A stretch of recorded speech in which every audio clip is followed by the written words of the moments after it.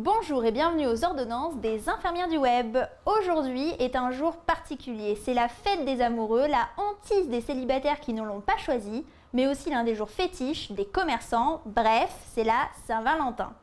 Sauf qu'avant, les petits couples sur les bancs publics, ils se bécotaient, alors que maintenant, ils se Facebook, ils se POC, ils se tweetent. Mais qu'est-ce qui s'est passé? Les réseaux sociaux sont entrés dans le quotidien des amoureux. 2 secondes chérie, faut absolument que je mette ça sur Twitter. Malheureusement, dans ce cas, Chérie passe en deuxième. En fait, elle passe probablement en 319e après tous ses followers ou amis de monsieur. Autre chiffre inquiétant, 25% des gens ont déjà tweeté au cours des minutes après l'amour. Et oui, Chérie ne dort plus après l'amour, il vérifie ses messages. Ça doit être ça, être connecté partout, tout le temps et par tous les temps. Les réseaux sociaux font aussi grimper d'un cran la paranoïa naturelle et la peur des conjoints. Du message posté sur votre mur au petit commentaire posté sur une photo vieille d'une dizaine d'années, votre partenaire trouvera sur les plateformes communautaires tout ce dont il a besoin pour accentuer sa jalousie. Putain, j'en ai marre, t'es encore en train de commenter les photos de cet ami sur Facebook. Non mais t'en as pas marre de passer tes soirées sur Gmail? Et c'est qui cette meuf qui like tous tes commentaires?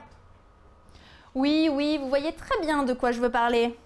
Ah, la technologie, quand on y regarde de plus près, nos mobiles par exemple, sont devenus utiles pour tout, sauf pour téléphoner. D'ailleurs, avant, quitter sa moitié par téléphone, c'était mal. Maintenant, c'est pratique. Il suffit de changer son statut sur Facebook en un clic et vous informez ladite ex-moitié et tout votre entourage. C'est sûr, c'est tellement plus délicat. À force de nous le répéter que l'amour dure 3 ans, on finirait presque par y croire. Alors pour passer le cap et éviter l'hémorragie sentimentale, on prend conscience de 2 choses. Premièrement, que le smartphone est un objet essentiel, utile, indispensable, mais aussi un tue-l'amour.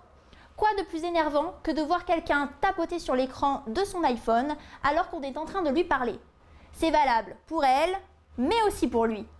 Dans un monde parfait, les couples éteindraient mutuellement leurs portables et autres ordinateurs à partir de 21 h.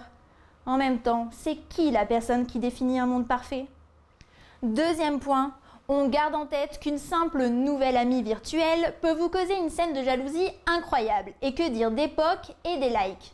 Alors on réserve Facebook pour le métro ou le bureau et on évite de trop traîner dessus quand on entre à la maison.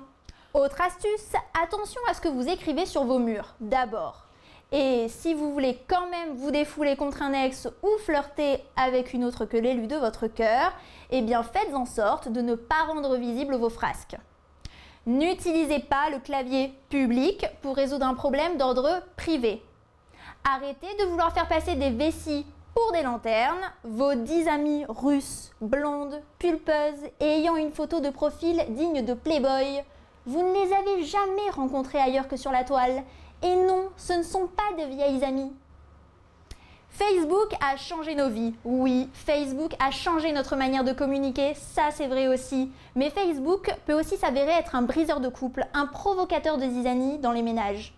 Ce n'est pas nous qui l'inventons. Selon une étude réalisée au Royaume-Uni, ce réseau social serait cité comme motif de séparation dans un divorce sur 3 contre 1 sur 5 il y a 2 ans. Parmi les reproches les plus courants, on retrouve l'envoi de messages inappropriés aux personnes de l'autre sexe, les messages d'amis racontant certains comportements qu'il aurait mieux fallu taire. Il suffit d'analyser la situation amoureuse de plus des 2 tiers d'utilisateurs actifs de Facebook qui les font apparaître sur leur profil. En 2010, 37% des personnes indiquant qu'elles étaient célibataires sont passées au statut en relation domestique. Un quart de ceux dits en couple et 5% des fiancés sont repassés par la case séparés. Et presque un tiers des mariés ont changé leur statut pour divorcés ou veufs. Pour autant, Facebook reste un outil bien pratique pour aborder le futur être aimé ou pour l'aimer tout simplement. Exemple, vous proposez un premier rendez-vous, 24% des personnes privilégient Facebook. Et lorsque vous rencontrez une personne qui vous plaît, plus de la moitié la demande comme amie sur Facebook. Enfin, plus de 60% des amoureux postent des mots d'amour sur le mur Facebook de leur moitié, relativement souvent, parfois même quotidiennement. En d'autres mots, il est trop facile d'en vouloir à l'outil, il n'offre que des possibilités, à chacun d'assumer ce qu'il en fait. Joyeuse Saint-Valentin à tous!